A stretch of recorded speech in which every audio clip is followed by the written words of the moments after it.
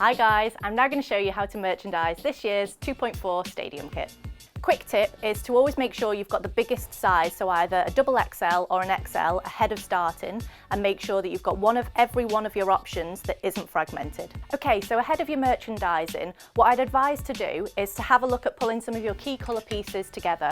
So we'll start with our two polos, and we're going to position this in the best sight line for your customers. So we're going to move him up there, and then we're going to have a look at balancing this second polo down at a lower level so your customer's sight line is drawn straight through the merchandising.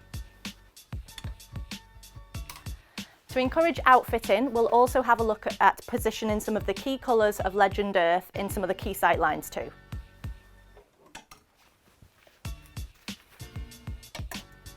We've got a real balance then of both layering pieces and polos at high and low level, and we can now start to put some of the commercial colour pieces into. Okay, so one of the final steps that we're going to have a look at doing today is removing the product from the central arm. By doing that, you can take a step back and have a look at where you've positioned some of your hero lines. I think it's really important not to be afraid to have a play about with it at this stage as well, so if you haven't put something in a position that you think is the best, practice makes perfect, move it around.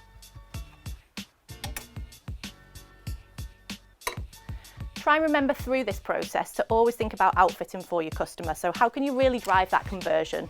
Having a look at where you can position your polos next to your layering pieces is a key way of driving conversion.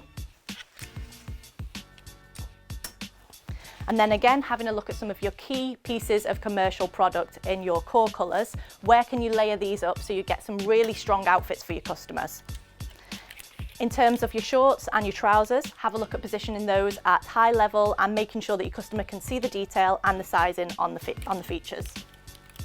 So I'm going to position those up at the top just so you've got that really strong outfit, so both horizontally and vertically you could wear it as a full outfit.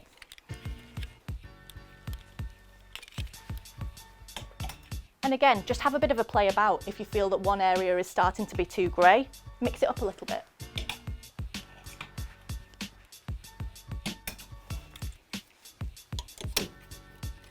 The important thing to have a look at doing now is making sure that you've got that real element of colour.